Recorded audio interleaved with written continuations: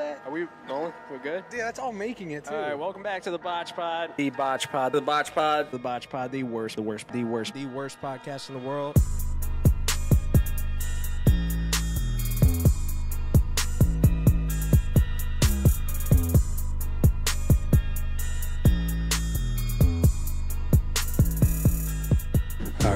All right. Welcome back to the BotchPod, the worst podcast in the world. Today we got Andre Reed. What's Welcome. up, man? What's happening? Good to be here, bro. Thank you for coming through. Of course. Big game this Monday. Big game every Monday. Big game every Sunday for this team. Yeah, they. I mean, we can go on and on and on about this year. It's a little different year than any other year, but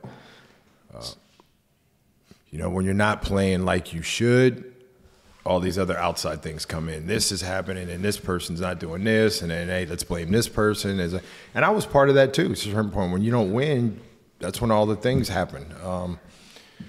And this team, to me, is no different than any other team going in the league. You know, they got some problems. They got things that are happening, injuries, this. The coach ain't doing this.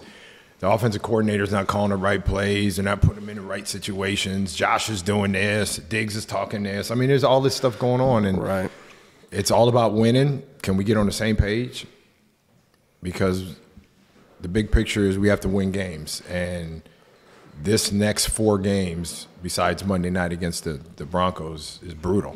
Mm-hmm. They got some big ones. I mean, they got the top 3 teams in the league in the next 5 weeks. Is it Jets, Philly, Cowboys? No, they got the Cowboys, the Eagles, and the Chiefs. Coming up before Thanksgiving, and that's Marv always said to us, you got to go at least 3-1 or 4-0 in November before Thanksgiving. And this team is, you know, it's not over, but you know, the odds aren't against them with all the stuff that's been happening, that they can go into Philly and beat the Eagles, or they can go into Kansas City and beat the Chiefs. And Kansas City is really, to me, not the best. They're not the best team in the league. No, they're not looking as good as they used to. No. And is anybody talking about them, you know, slipping a little bit? No, because they've won the last, you know, 2 Super Bowls or whatever. So right. Yeah. I mean, Mahomes. I see people on Twitter and Instagram and stuff like always trying to point the finger. Of course. Like, Can you point out like what you think is like the biggest problem with the Bills right now? Just if we're talking X's and O's, they're just not making plays.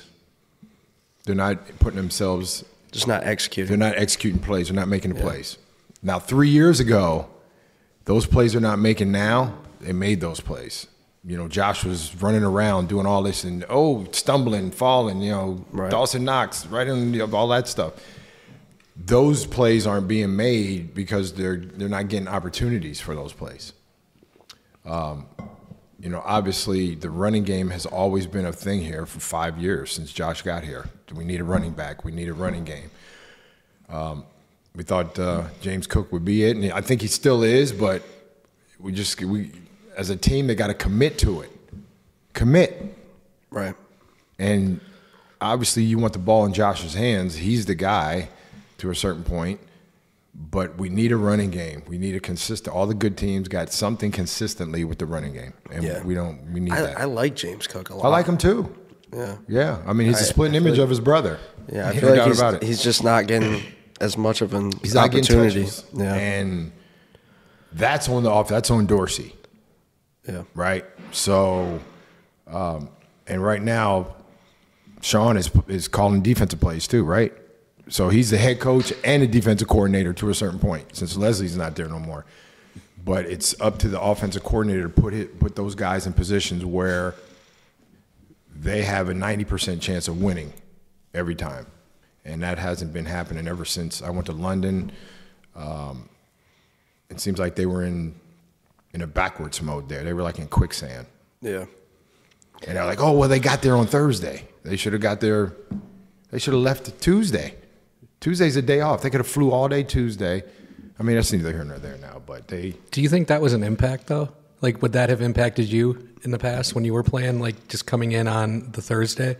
And not spending the whole week there and just having like that. If you're going to London, yeah. I mean, if you're going, we went You know, with Marv, a couple times we would go to Seattle or we go to L.A. and we play there. We go there on a Friday sometimes. Mm-hmm. But a lot of times we go there the day before because your clock isn't really – it takes you 2 days for your clock to figure out it's 3 hours earlier. Yeah. But when you're 8 hours – That's a whole different ball game. Yeah, for sure. So they to me, they were in quicksand for about 3 quarters.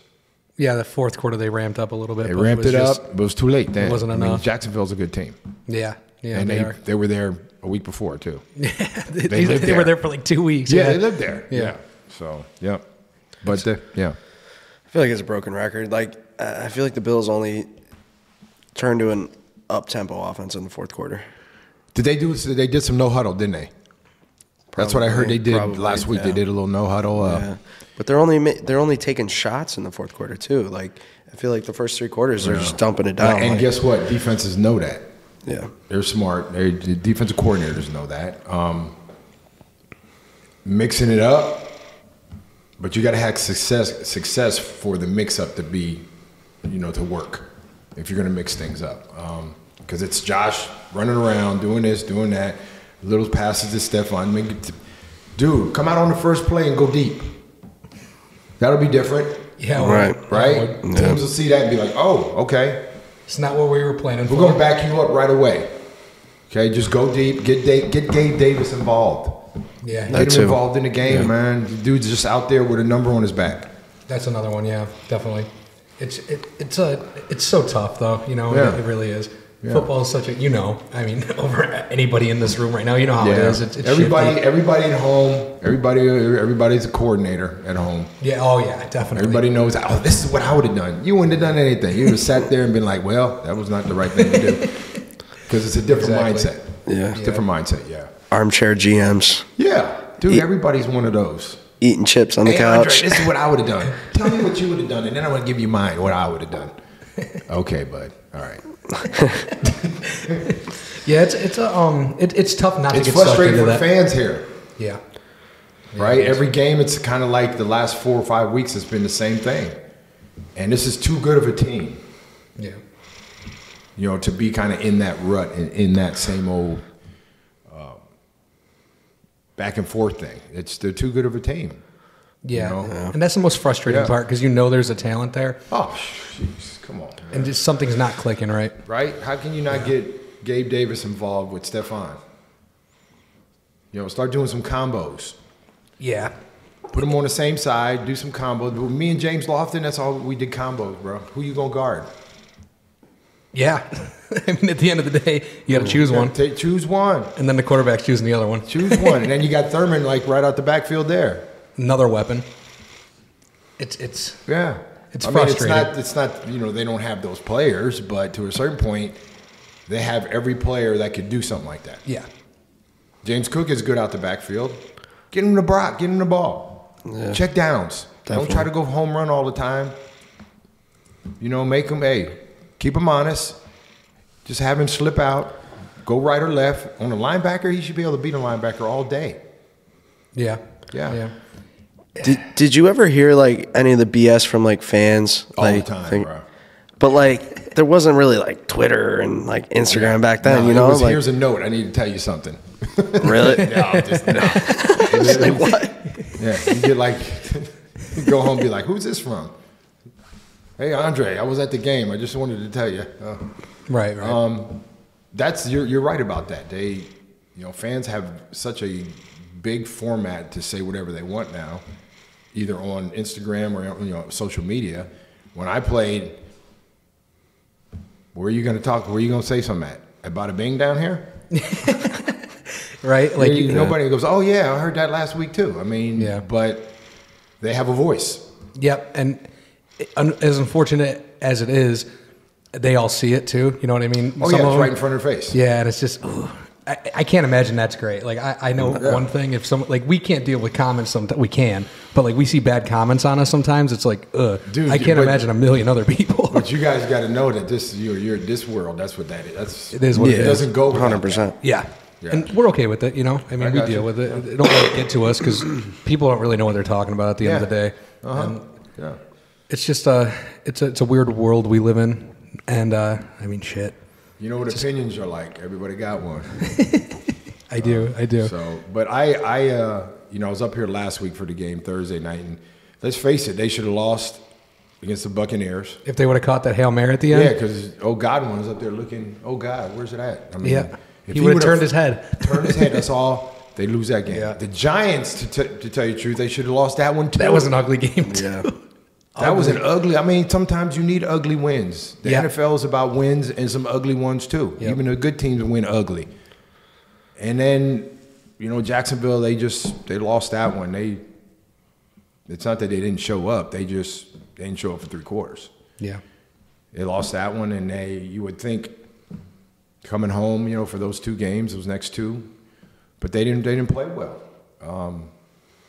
And all through, every podcast and every NFL wanted to talk to me this offseason about, is the window closing for the Bills?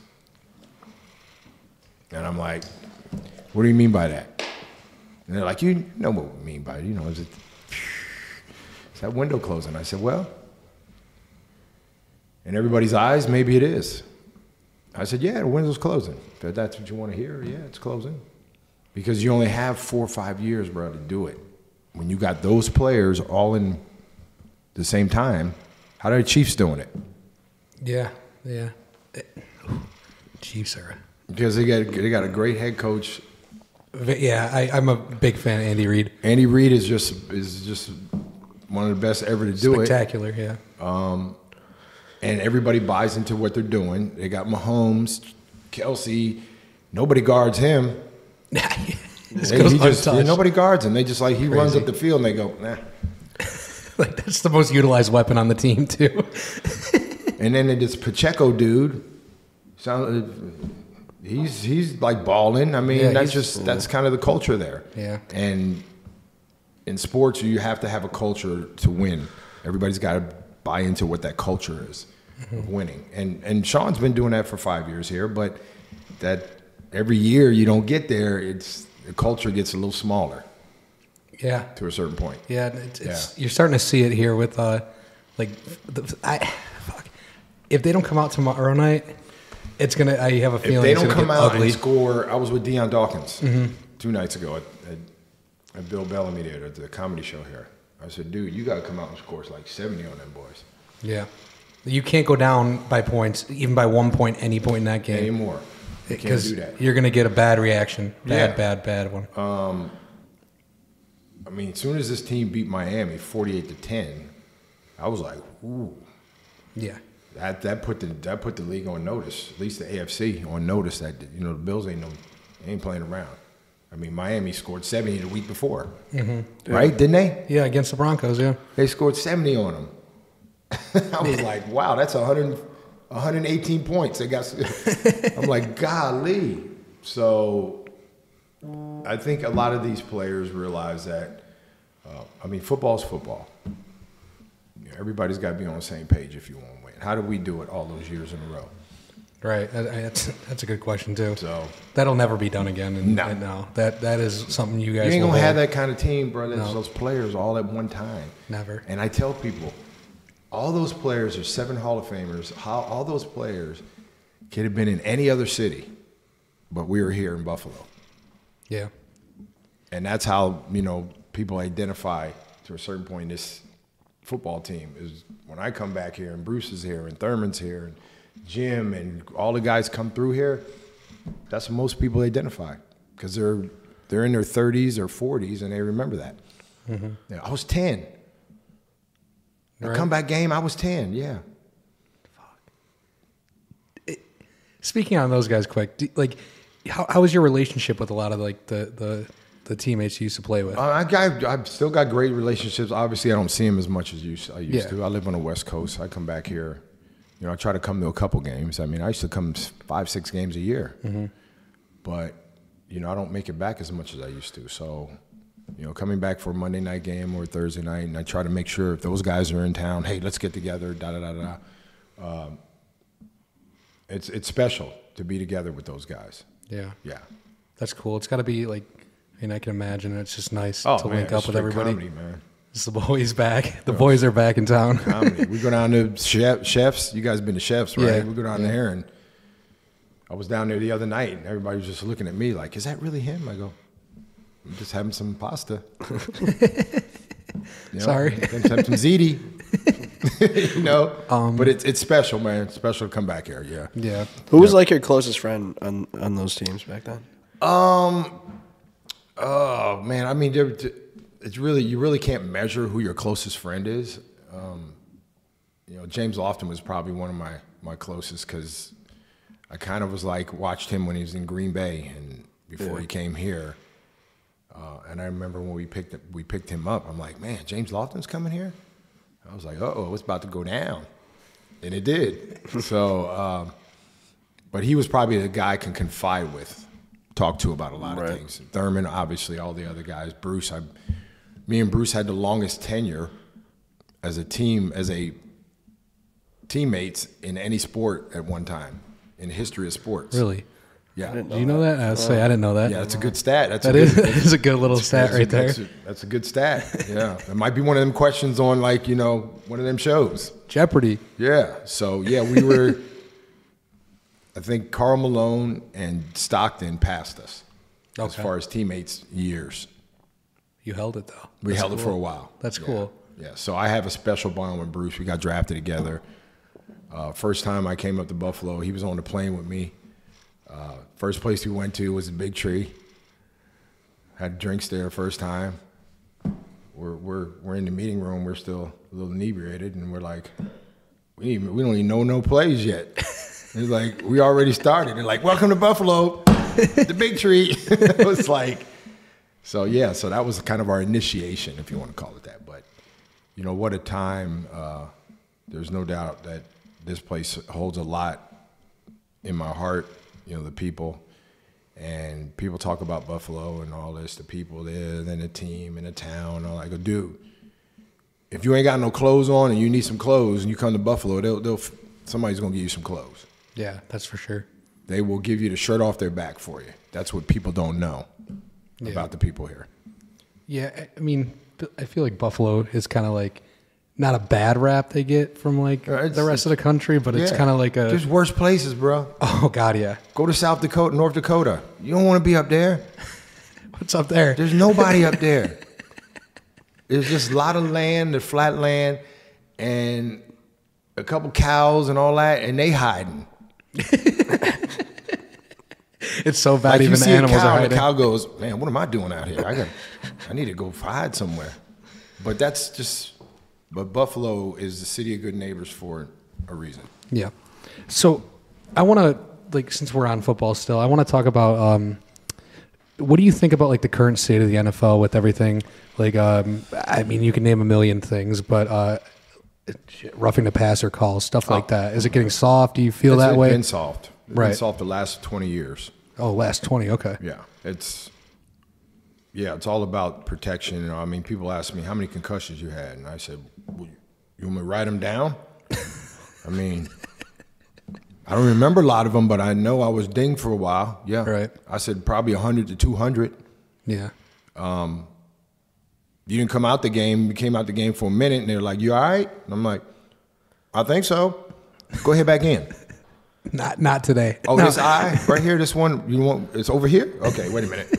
Okay, I'm good. I mean, sounds funny, but it was real. Yeah.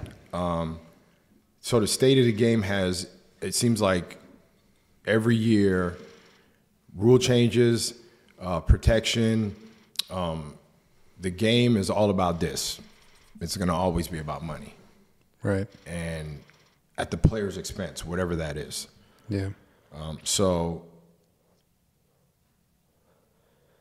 And it's going to continue every 3-4 years. There's going to be another rule change, another this, another that. The league is better with players, educating them better about the game, about when you're done playing. When I came to the league, they're like, here's a number, here's your locker, make sure you're here on time, go out and play. It's so different, huh? Anything off the field, we'll talk about that later. Boys get a lot. Because it's talking about that. It's about winning. Yeah. That's always been the bottom line about winning, but it's all the little small things now that get into winning. Mm-hmm. Back in '85, there was 12,000 fans in the stadium there, Rich Stadium. It was Rich Stadium back then. Yeah. You come out, you're like, yeah, we ready. Be like, ain't nobody here. You know, like before the game, you're warming up and it's kind of sparse. Yeah. That was the whole game. Really? Dude. I had more people in my college. And Kutztown was only like 30 people that went to school there. Wow. Where'd you go again? Kutztown State. Yeah. Little D2 school. Okay. And that was jam-packed, but it was only like 7,000 fans. Wow. Really? Yeah, you'd be out warming up, be like, man, it's going to be a good, yeah. I was 21 years old when I got drafted. I'm like, yeah, boy, I'm in the NFL. Where are all the people? That is different. I never really thought that. Yeah, it was just, that was the stand, that was the whole game. Like the standard at the time. Yeah, That's what that it was the standard. Huh? Like, Buffalo, the year before I came, they were 2-14. And the year before that, they were 2-14. Yeah. And then my first year, we were 2-14. Right. So it wasn't really like a hot thing, No, especially. bro. You know, I mean that's normal. It still goes. Like you see, like games today, still. Yeah. Like if you're playing. What was there to do in Buffalo? Exactly. In 1985. Drink. Yeah. Yeah. You come downtown and like down here, right here, the railroad thing, even there's the people on the little railroad things there, the little cars, whatever. They just laying there, they inebriated. And they just going back and forth, up and down the thing here. It's a little depressing at that time, huh? It was so depressing. And then if it was cold and snowing. Oh, it's over. Yeah. So, but you know what? These are the best people I've ever met in my life here. Genuinely mean that, huh? I generally mean Everyone says that, though. They do. I generally mean that because I know more people here than I know in my hometown. Really? Yeah. Wow. Cool. Because they embrace you a little bit differently. Yeah. Yeah. It makes Because it's sense. part of their lives here. Yes. Yes. It's football here is a You wake up in massive the thing. morning and you live here in Buffalo. You know you're going to the game Sunday. Tuesday, you getting ready. Yes. Yes. Am I right? You're very right. You're right. You're actually at Yeah. the grass lot on Wednesday morning just checking, make sure there's grass out there. You're not wrong. Right? Yeah. Yeah. Like we were at the. What's up? Oh, what's up? We were at the we were at the stadium yesterday for the Stevie football game, and there's a ton of campers camped out, and we're like, are those here already? For When I was here, it was like, yo, it's just Wednesday. it's crazy. What's going on, man? They're like, come on in. We got some dogs, we got some brats, and we got some wings. They're just So a lot of times after practice on Wednesday, I go in with some of the campers. Me and Bruce go in there. You got wings? We sitting in there eating some wings with them. that's awesome. See you Sunday. That's awesome. That's cool. We're gonna be inebriated, but we'll see you. We'll be cheering you on. Yeah. So that's just Buffalo in a nutshell, man. I feel like you can't get that really in any other city. Maybe like Green Bay, but just like where the stadium is located and stuff like that. Yeah. You ever been to Green Bay? I have The stadium not, there? but I mean, if the houses are like just like in Buffalo, they're like their houses, by the one lot there, by the facility where the fields are. Mm-hmm. You go back in there. There's all those houses back there. That's Green Bay, Yeah. and they're just that's football. Yeah. Yeah. Were you taken back when you first got drafted that like there's just houses right near the stadium when you first came in? I was like, man, like you come to practice and they're like, Hey neighbor. how you doing? No, I'm not going to work this morning, but I just wanted to say hello to you guys. that's got to be for any was player. Just like, it took me a year or two to figure out how the fiber of the people here. Yeah. Because I didn't know Buffalo like I had, other than OJ, and Rob Riddick was here 2 years before I came here, and Rob Riddick played in the same division I did. He went to Millersville, I went to Kutztown. And we have mutual family friends in Pennsylvania, in Allentown. So I didn't know, I thought I was going to get drafted by the Broncos or the Cowboys. I was like on their radar. And then Buffalo came out of nowhere. I don't know. I feel like there's always a connection to Buffalo somehow too. You know what I mean? Of course. Yeah. I mean, things are meant to be. Clearly, you were meant to be drafted by Buffalo, though. Yeah. And you've just embraced it. So, I mean, I feel like, not in a bad way of saying it, but I feel like you and your career outside of football kind of is synonymous with here. Yeah.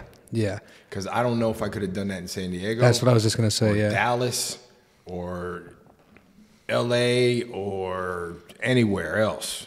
Tennessee or, Pittsburgh. Maybe Pittsburgh, because it's kind of like, Pittsburgh, Buffalo, they're kind of like similarities. Yeah. There's hardworking 9-to-5ers, steel, and you got, chicken wings here. Mm-hmm. You got a lot of stuff going on, and they kind of similar. The fans have similar DNA. Yeah. Yeah. It makes sense. I mean, yeah. Philly. I feel like, Philly too. But Philly will fight you, though. Yeah, those thing about Buffalo crazy. fans, I tell people that they're not Philly because Philly wants to fight everybody. They're angry. Everybody. They're angry. Yeah. They're like the bullies. It's like I guarantee you, last week when they played Dallas, people went to jail just to. Yeah, definitely. They're just like, you know what? Today, I'm going to jail. Just woke up feeling violent. I'd be angry if I lived in Philly frosty, too. Yeah, me too. You woke up and said, you know what? This might be my day. I go to jail. That's a Philly fan. So Buffalo is like, you know what? I'm going to be a little bit inebriated. I'm going to have a good time, but I'm not going to jail. There might be that one or two. Winnebagos onto some tables. Might be on fire, too, while I'm eating a chicken wing with my baby in my hand. Buffalo, but I ain't going to hurt crazy. nobody. That's Buffalo. Yeah. We're not really violent, but I think from all the attention that the media gives us from being crazy and jumping through tables and stuff that. They're just rolling with that. They just get the wrong idea half the time. Man. Yeah. Philly fans, if you picked up a Philly fan and threw him on a table, he want to fight everybody. Oh yeah, he's going to Bills war. fans go, get everybody up. Hey, that little boy right there, pick him up, bring him over to me, because I'm gonna slam him too. Let's all do. We're all too drunk to be angry. That's what it is. That's what it is. Yeah, everybody's too drunk. Too drunk to fight. He'd be like, man, that dude missed the whole table. That happens a lot. It's happened to me a couple times. Me too. Like you just jump and you I thought this table was bigger. Why did the table move? Jeez, but that's just your Buffalo fans, man. And when I got here, I had to realize that they love their team, they love their town, they will do anything to go to a game on Sunday, not only cheer their team on, but talk mad stuff about what happened the next day. Yeah. That's just the fiber of a Bills fan. Yeah. No, you're right. It is. Yeah. What was the craziest fan base you experienced back in the day? You mean going to the game? Yeah, going if you were in an away game or something like that. Game. Out of all the stadiums I played in, I never played in where the Raiders played. Okay, in Oakland? In Oakland. Okay. I went out to a game probably 6 or 7 years. The Bills played out there at Oakland Coliseum Stadium before, they were. And it was just, I was like, Bills fans, somebody's going to get beat up in here. A lot of Vato Locos, a lot of Cholos, a lot of Mexican guys with high white socks. I go, Bills fans, if they go up, they might get beat up. Those fans, and they were such cool fans, bro. I was just. You guys want to talk about loyal? Those guys, crazy. Yeah, haters. I mean, they're sea walking up in there and all that stuff, and then the 49er fans are a little bit different than the Raider fans. Yeah, what are 49ers fans like? I don't know, man. I think they're more like they're more the guys with the long shorts and the white socks. Okay. It's like the Mexican, but just not as aggressive. They're more aggressive than Raider fans when it comes to me. They're more aggressive, I think. Okay. Now I could be wrong, but I really got along good with Raider fans. Did you? Okay, cool. Of course, it was me. I mean, they were like, Andre, right. 51-3. We still got to get you back there, son. I remember that game. I was 10 years old. I wanted to fight everybody. So while we're on fans, let me ask, what's the craziest that you can remember fan interaction you've had? Buffalo, anywhere. Like just one-on-one. You know what, to tell you the truth, I never really encountered really just like stuff that just off the top of my head, I go, yeah, that. Basically everything was kind of just like this table was flat. You know, it wasn't anybody a little higher. It probably was, but nothing that really stood out that I'd say, man, good luck to you, bud. You know, that kind of thing. But I just never really encountered that. Okay. Yeah. Yeah, that makes sense. I mean, I just once in a while I feel like there's like that rabid fan who you have that story. You know what I mean? I mean, some people say some crazy things. You ever sign a baby? I have. Right before they took him to the thing on the table. What? At the hospital? No, he's at the game. Oh, okay. I thought you meant The like baby's in diapers, and the dude's like, "Can you sign the diaper?" So I signed the diaper. This is a couple years back. Sign the diaper. The guy takes his baby, and he has a little table, and he goes with the baby. You think he still has the diaper, the signed Yeah, diaper? he still has it. Oh, yeah. Might be a different color right now. Oh, yeah, definitely a different color. Different color. But Signing a diaper is wild. I signed a diaper. Speaking of tables, you've been through a table. Yeah, Seen that video? yeah. How was Out that? of the tree. Was Out that of your the first? tree, Was yeah. that your first one? Yeah, dude. Let me tell you. Was it FanDuel that asked me to do that? One of them, FanDuel or DraftKings, asked me to do that, and I was like, "Yeah, I'll do it for the fans, whatever." And I get up in the tree, and I'm like, "This is a little bit higher than I thought." Because it didn't look that high. I was like, "Oh, this ain't nothing." I get up there, and I go, "Shit, it's a little high right here," but I had to go through it. But it was fun. And then my mom saw it, and she goes, "What are you doing? You're gonna hurt yourself." I go, "Mom, Ronnie Lott came down and hit me from about 100 yards away. I was good after that. A little table's not A going to little stop table me. ain't gonna the table ain't nothing. It's not like the table's jumping up and hitting me. I'm hitting the table." She's like, So- yeah, but that was a couple years ago. You have to just like, dude, you're 140 years old. What are you doing? That's funny. But that was fun. That was fun. Was that the last table you go through? That was the last one. You tried to get me through up there in the had grass lot. you tried to had get your me a couple years jacket ago. on, though. I know. You pulled up to the No, I had grass the big lot. red coat, and you're like, "You want to go through a table with me?" I go, "Nah, man, you go ahead." Well, you had the Hall of Fame jacket on. Yeah, because I was there with T.O. T.O. was there that game. That was crazy. Who coming to the grass lot in the I Hall was of in the Fame grass lot with the jacket? jacket on. It was cold. That's never happened before. And I told him, because I got on social media with him, I said, "I'm coming to the game. Tell me what lot you're going to be in." That's when I came over to you. That was cool. That was a fun day. And he was just messing with everybody, bro. He had his little mic. He's like, "Hey, would you do this for?" And they're like, "Yes." You get people to say wild things when you're at that Wild, I tailgate. bet. Jesus. Wild. Like, wow, the Josh Allen one was funny. Yeah. Wild. It's hard to Wild. come up with those questions every week. We try Oh, to they're come up brutal. with I different was ones. gonna say, every how do you come up with those questions? yeah. They're not planned out, so like tomorrow when we go do it, That's probably good that it's not planned out. sometimes like we'll just be in the car and be like, we need questions, and just come up with the dumbest things possible. And they're like, "That's a good one." Genius. Genius. So good. Just like the worst questions ever. So you guys, let me ask you guys a question. When you guys not only started this, but when you started what you guys do, what was the whole, like the end, like not only why you started doing it, but what was the big picture? What did you want to do with it to make it the way it is now? Like, it's all about fan interaction, right? The Buffalo AF stuff. Yeah. Yeah. It's just, I mean, pretty much just to portray like the craziness of Bill's Mafia, you know? And that was the original idea back in like 2018 or 17. Right. And, yeah, we just started the page like posting videos of crazy Bills fans and then we started making our own Can't get no better than content. that here. Right. Yeah. So, yeah. Well, and it's then- all about content. right.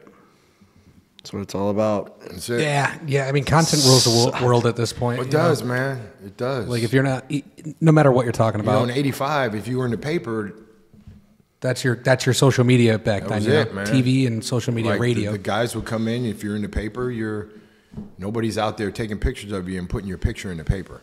Right. And plus, it's black and white. You're like, that ain't me. And I imagine back then, it was a lot less cameras around, you know, and they're everywhere now.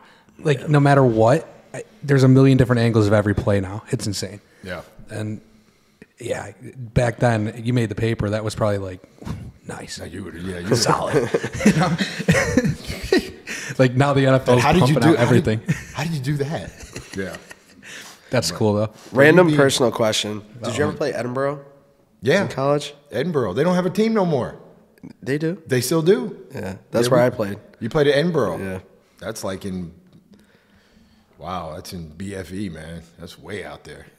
It's like 20 minutes south of Erie. Yeah. That's right. Yeah. Yep. We had to go all the way across the state to play them. Right. Yeah. Because I played against Kutztown at Kutztown one time. Did you? Yeah. You're going to name the stadium after me there. Yep. So, here's a guy you're looking at that has a street, park, field, and stadium named after him. That's solid.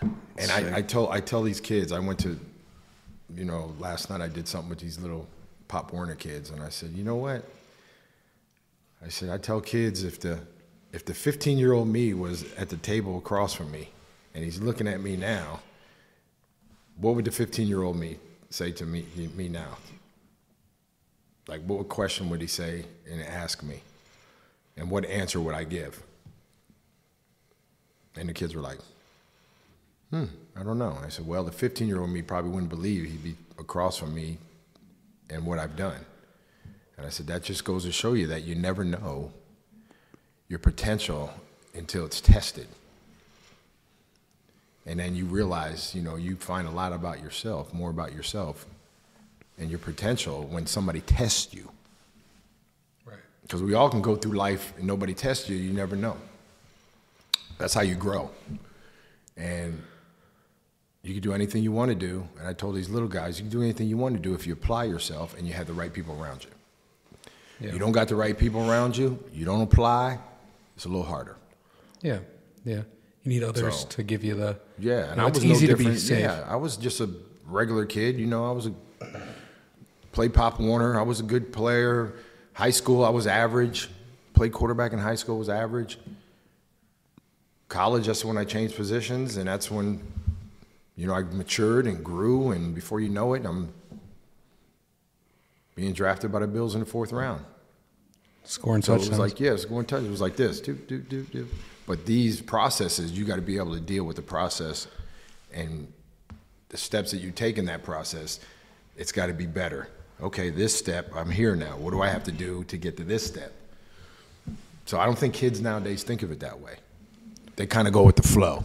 Yeah, it's really easy to fall into like a comfort and just not. Yeah, and that's up to our parents and our teachers, our educators, our mentors. All those people are just, because they come at it, especially, they're not your parents. They come at it from a different angle than your parents would.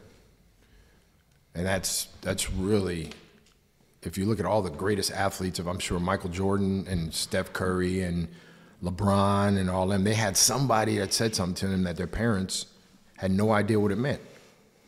Yeah, definitely. You got God-given ability, but how do you mold that?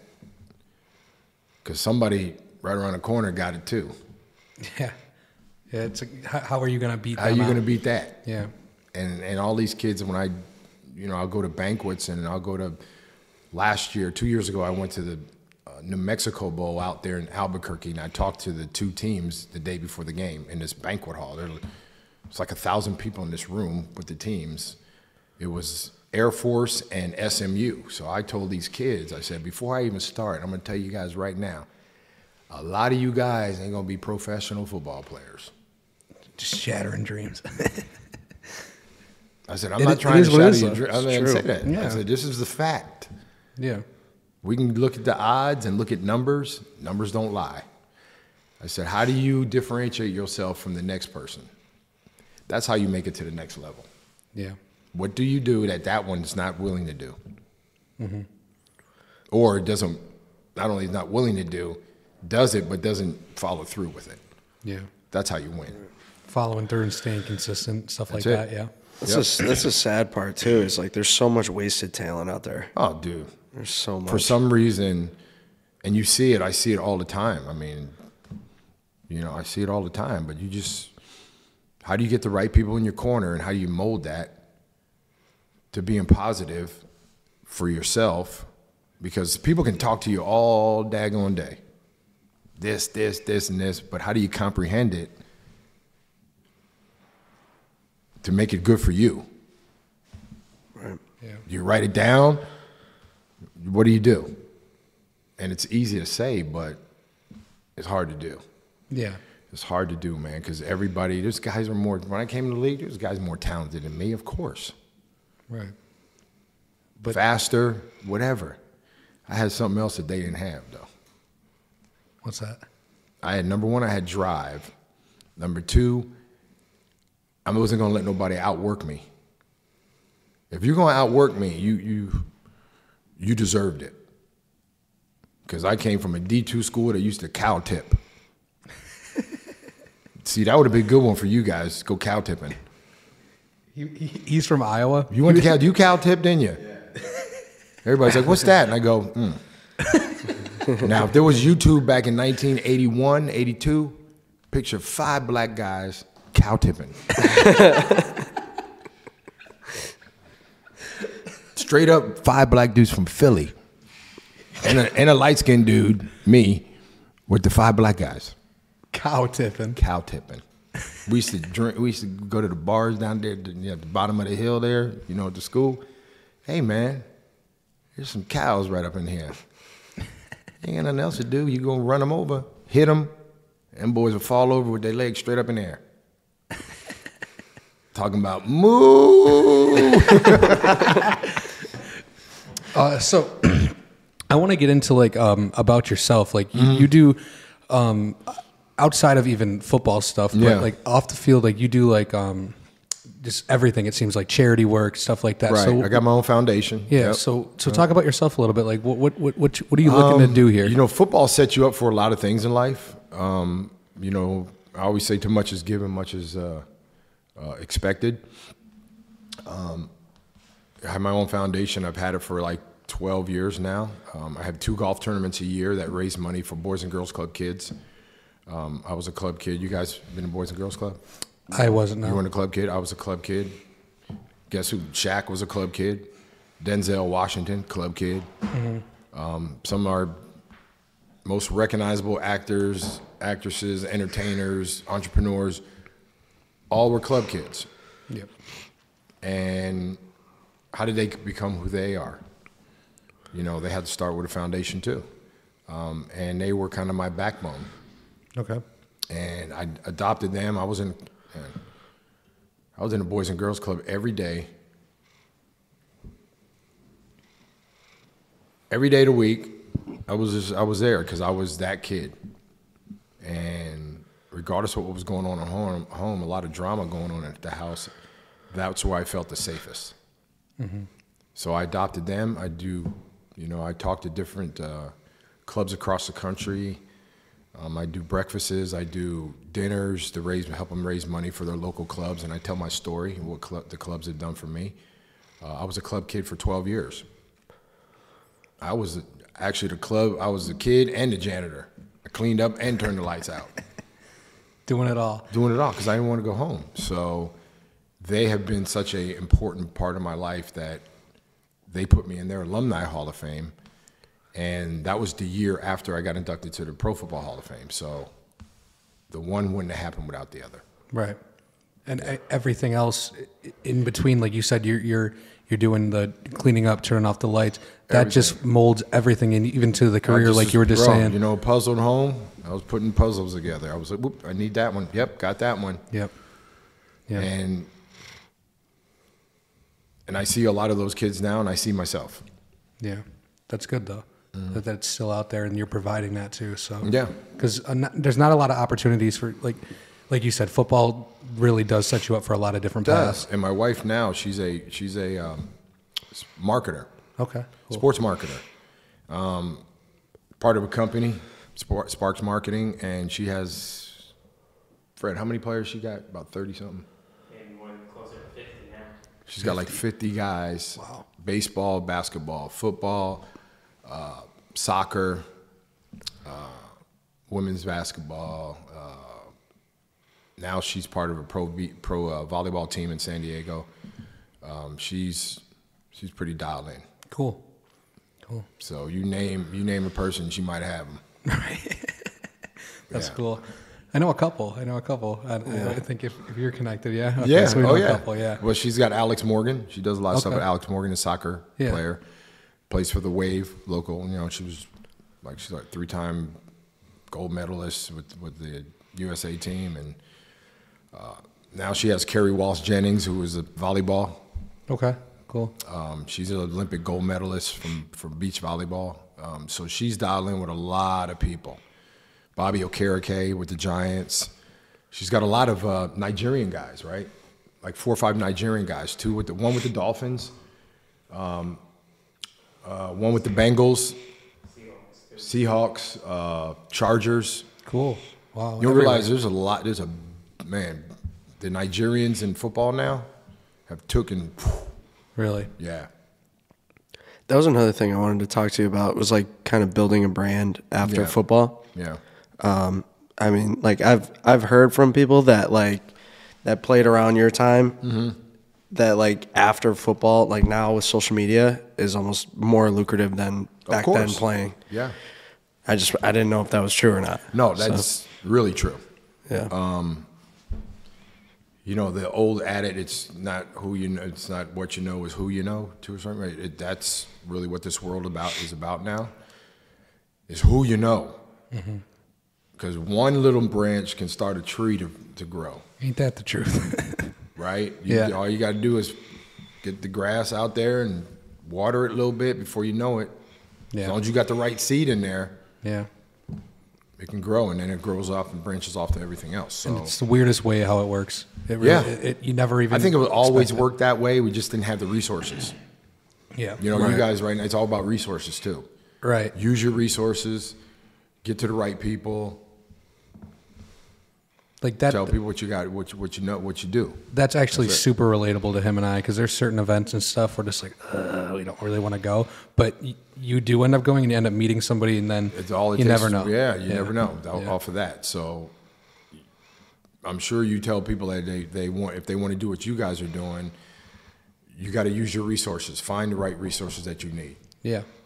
And anything too. Yeah, Yeah, anything. Absolutely. yeah, because it's all about connections, bro. This world's connections. Yeah. And it's not hard to get that, like you were saying, to plant the seed for the grass. It's No. not.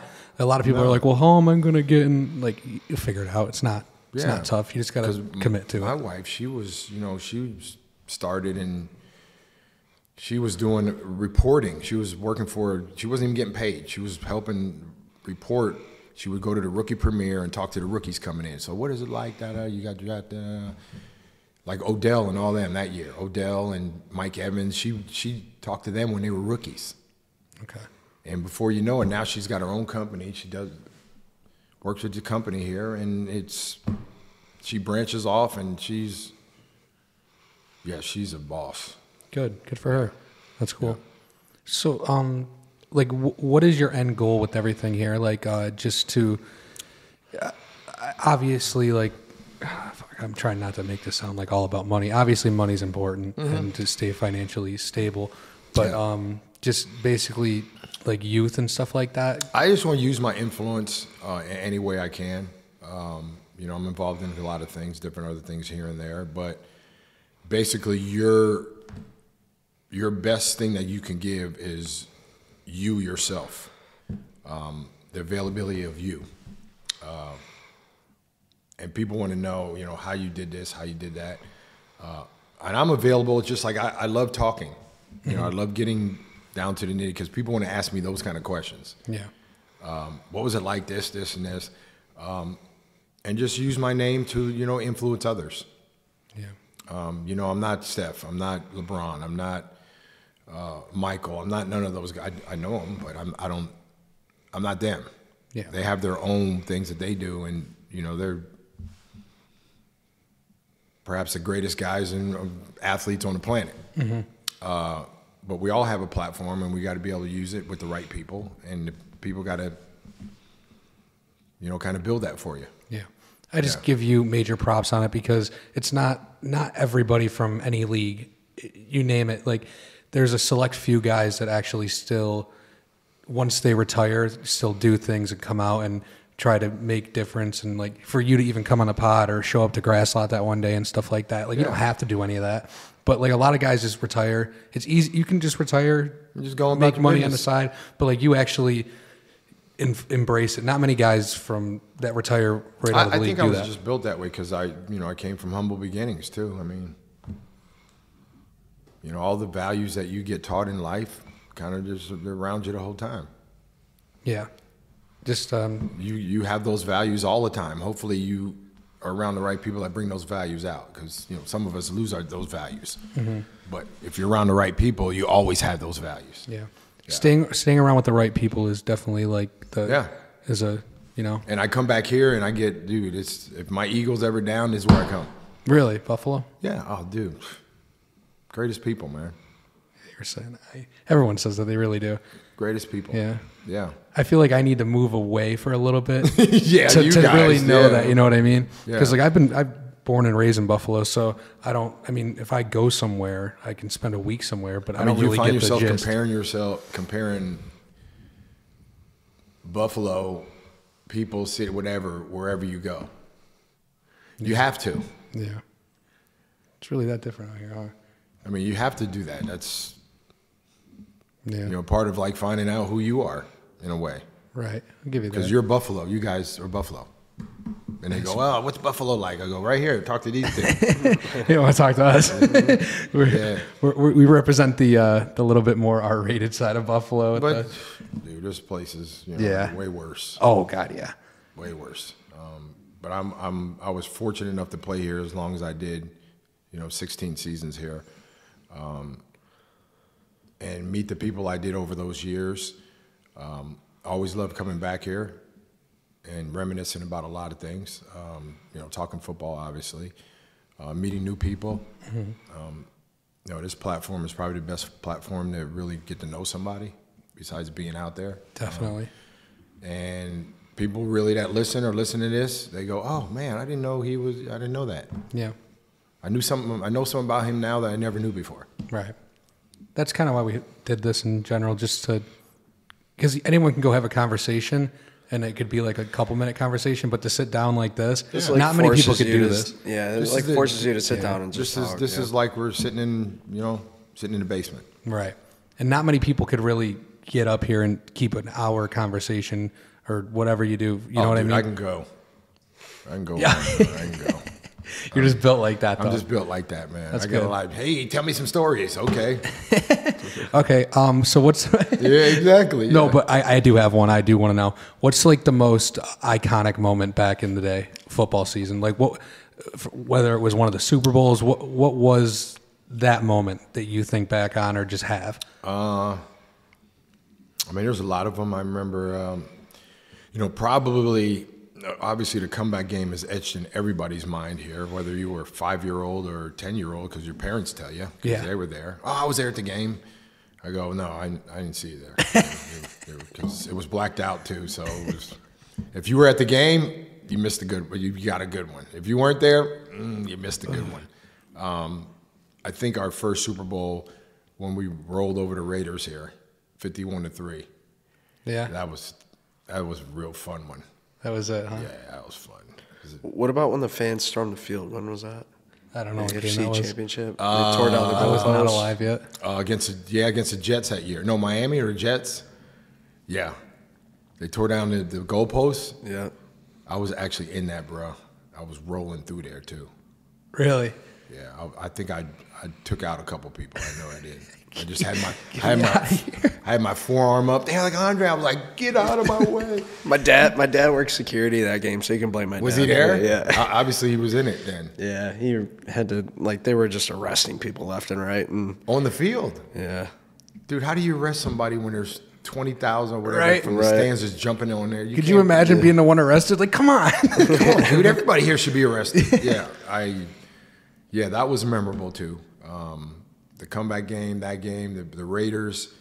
I think that year that we came back from like 3 games in a row, was a Raiders game, and then the week after that or something during that season was we were losing to the Broncos and blocked a punt and a field goal and came back in that game. Some good ones, man. Some good ones. That's cool. Yeah. So, you have anything coming up soon, like events or anything? Or Actually, we have a event. When tomorrow, right? For Monday? No, Tuesday. It's actually at a Boys and Girls Club here in the city. Okay. We do a give back every year with the clubs. I think Greg Rousseau and Dalton Kincaid are supposed to come. Cool. I hope they do. Show it with the kids and tell their stories about how important reading is and what is reading has done for them as far as their careers. Obviously, if they couldn't read, they couldn't read the plays. Yeah. So and we do that every year. Okay. And I try to do one every year here when I come back. So it's usually a good time. Nice. And obviously, you're going to the game tomorrow. Yeah, and there's no doubt that this team needs a convincing win, not just a nail biter where one play could have turned the tide. We need to, because we're going into a stretch right now that's. Yeah, everybody. That's how everyone feels right now. I've always said you got to win the games in November. Yep, definitely. Right before Thanksgiving, because that sets up for those last four. Because most of the time, the last four, you're going to get the Jets again. You're going to get Miami. They got them. Oh, yeah. Yeah. They got to play those guys again one more time. Mm-hmm. Yeah. So you'll know your plight really to a certain point right around Thanksgiving as far as what you have to do and not worry. We can't worry about what anybody else does. Yeah. And I mean, at the end of the day, it really matters, those playoff games. If you get there, that's when you really need to. But we got to get there first. Got to get there. I mean, we can't put this team on a pedestal until that. Yeah. You can, but you really can't. I know what you mean. Yeah, and look what happens when you do.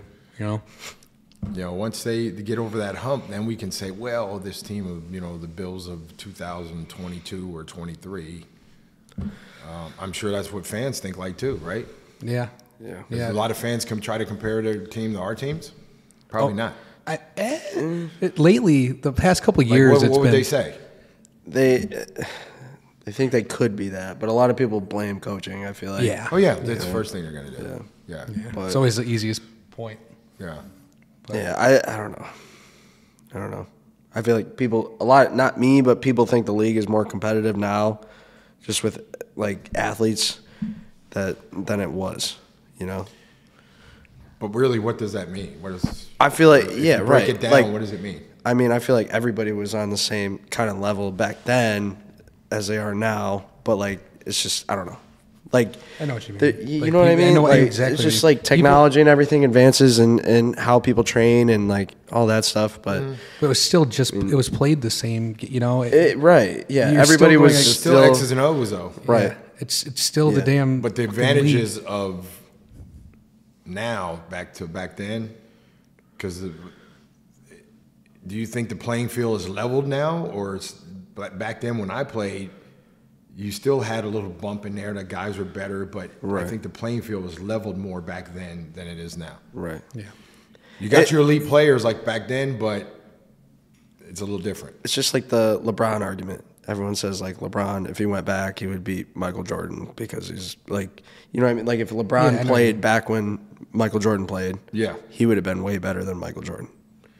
I don't agree with that or disagree with that. I'm just saying that's what people say. And I know a lot of basketball guys that say, I go, what do you think football goes? It's the same as football because it's different. Right. So, I mean, you're not going to take Michael and LeBron out of that, that conversation because they were in different eras. But people tend to go back to that and say, well, the errors of then versus the era of now. Let's look at all the factors in those different errors. Yep. Yeah. Regardless of the player. Yeah. Because you still had to put it in the hoop, you still had to throw it, you still had to catch, run, score touchdowns. But the whole big picture is what they're looking at, the whole big picture of it. Yeah. it's a really weird argument to get on either side of because that's tough. It is. I mean, that's up to you guys like Stephen A. and all them. Oh yeah. Yeah. Yeah. Did you do sports broadcasting for a while? I did it for a minute, man. I was like, But they back. I don't know. They want you to see now. These guys say what they want to say. Yeah. Back when I started to do it, it was like you had a certain topic and you could not go off of that topic. You can go off of it, but you couldn't go off of the topic where you complete like 180. Yeah, of it, yeah. You completely just like you didn't. Stephen A's up there talking like he's. Yeah, he's letting like, the opinions fly. You scored 2 points in your career. and you know what I mean? And I know Stephen A. Stephen A's cool. Yeah. Yeah, he's he's like the Bishop Don Juan of broadcasting. Yeah. And then Skip, I used to remember that show back in the day called The Best Damn Sports Show Ever. No, It was in New York, and Skip Bayless was the host of that show. And I used to go, and I hosted with him for about 4 or 5 shows. Really? Yeah. That's cool. Yep. And he wasn't really like that then, but I think media and everything changes over time. I think his stuff is a little scripted. Yeah. You can tell it's not now. You can certainly tell it's not scripted now. He's just like, my Cowboys. No, man, I don't even think you even like the Cowboys. So that just wasn't for you. That just wasn't. With a script or anything. Which makes sense. Like you said, you like talking. I can't just be like. In other news, yeah. The Dow Jones is down. Yeah, I get it. That kind of thing. I'm like, no, I can't do that, bro, because I'm more. It's not that I'm not opinionated. I just like to shoot off the top of the head. Yeah, yeah, it makes sense. I don't think I could do that. Now you guys shoot off the top of your heads. Oh yeah, I mean, you couldn't sit there with us. Hey, you got to talk about this, and make sure you don't say this. Yeah, you guys are like, no, I don't. Yeah, really? I couldn't do that. I really. Sorry. That's what it is too. But I'm just going to tell you before we even start, it might not go as planned. Usually with this podcast, this one's gone pretty smoothly. Yeah, we've stayed a little PG here, but I'm fine with that. You're good. You're good. We usually every now and again you probably slip, but you're good. It happens once in a while. Yeah, that's what we do it for, though. Yeah, people enjoy it. Yeah. We're not we don't really go with the script either. Like we don't come with like planned questions. We kind of just shoot the shit, Yeah, we know a lot of other people that do like podcasts and stuff. They're like, you don't like have talking points or anything. We're like, no. Just walk in. We're like, no. Like people make like a whole list, and we're just like, what's up? But some people will have on and like they'll be like, can you give me like a list of questions you're gonna ask me first? We're like, a list? Oh my, I haven't even thought that far yet. The only time I ask that if I'm on like, some kind of shows where they tell me they're gonna talk about this, and I'm like, well, I need to know for sure, so I'm not blindsided. Yeah. No, and it makes sense. I don't want to be blindsided and be like, oh. Shit. Okay. What do I say? All right. Pig fell in the mud. I like that. This is a tough thing, though. It is. I mean, I like it the way we do it, It's more natural. Like, we are who we are. It's, fuck it. At the end of the day, and that's what we've kind of built it on. And I mean, if you're gonna watch it, anyone who like watches anyway, you guys, that's your personalities too. Yeah. Because if you start doing things and don't bring your personality into it, yeah, and then you try to be somebody who you're not, and then everybody like, dude, yeah, drink a beer, man. Come on. I gotta ask, is that like a mini chapstick? Have you ever seen a chapstick that small? He's been using it a couple times. Just look at this, AJ. One thing I come back and I realize how dry it is. And I don't want to be talking to nobody looking like I've been sucking on a powdered donut. It is. It gets colder out here. It's like, dude, I was like, wait a minute, it is dry. Like you wake up and your lips are bleeding. Like, man, what is wrong here? Yeah. All right. Well, one last question. Yep, you got it. Before we go. I've been cramping. What do you think I should do? Yeah, man. I don't know, lay off the sugar, bro.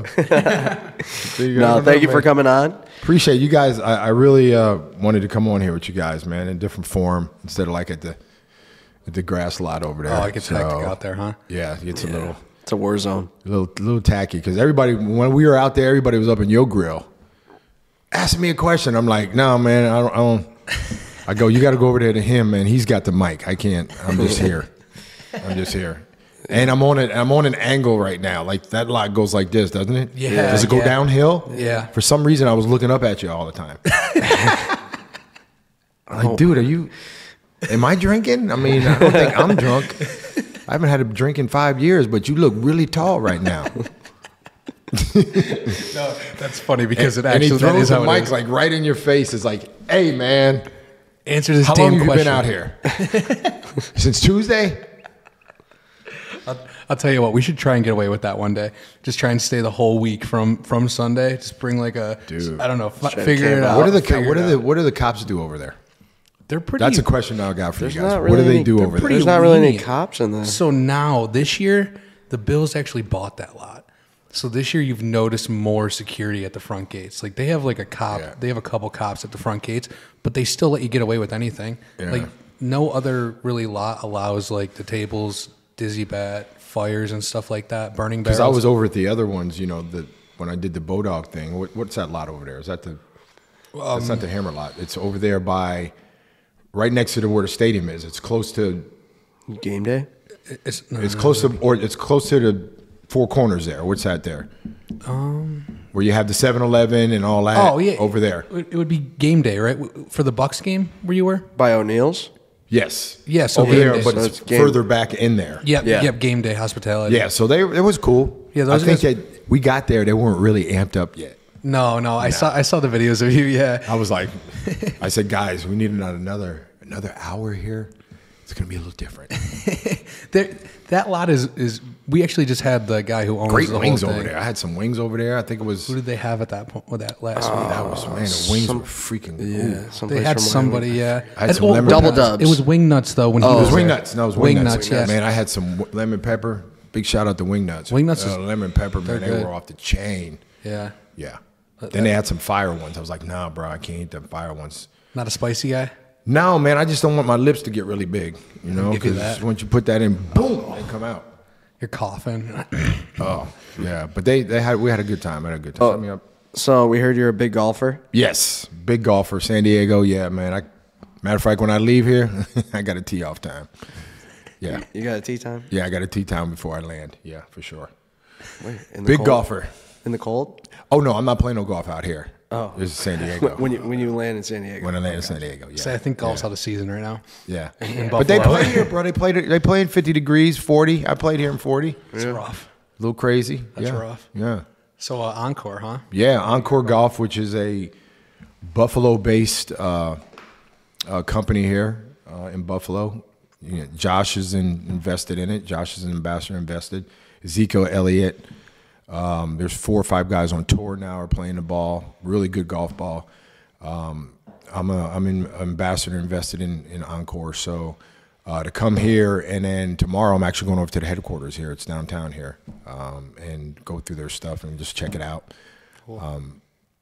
Really good guys, and it's gaining traction on the PGA Tour. I think some ladies on the LPGA Tour, and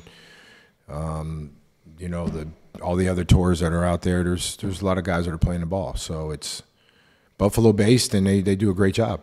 See, I'm gonna be honest with you. I didn't even know it was Buffalo based. Did you know that? Yeah. Yeah. Oh, see, I'm so out of golf. I have no idea. I just Yeah. see the logo. The building everywhere. is right down the street here. Yeah, it's right over here. Right yeah. over here, yeah. Yeah. So I had pass it no all the idea. time. Yeah, we say we pass it. They only do golf balls, or they do other they stuff? do. They're starting to do apparel, but golf balls is their thing. Yeah. I'm sure I'll get some answers. As hey, you guys ever going to go into club business? I don't think they're even going to mess with the clubs. So it's going to be more probably apparel and golf balls. Gotcha. Maybe other little things here and there, but I don't think they're going to get into clubs right now. That's even more of a bigger competition with clubs than balls. But great ball. Yeah. I was gonna say we were at Dion's and he had he had- custom Encore he had balls. Dion. Yeah, that's At it. his I got house. some with me scoring touchdowns on my ball. He said Josh it was a gift from Josh or something. Oh, was it? Yeah, it is like signature Yeah, or so something like that. I'm really, really excited about their not only what they're doing, but them in the golf game, and especially here in Buffalo and being based here in Buffalo. Say they're doing pretty well because I didn't even know they were Buffalo based. So Oh, yeah. I see them on. Yeah, like I didn't it's know under that. the radar. But big shout out to Encore, man. See you guys tomorrow. But appreciate you guys having me on. Oh, thank you Yeah, for coming. thank Really you. appreciate it. Yeah, good stuff. Like, comment, subscribe. Otherwise, you're a. You can say it. You can say it. No, I never do. You can say it. Otherwise, you're a wing nut. No. Otherwise, you're a wing nut. Keep it at that. Big fat pussy bitch. Thanks, guys.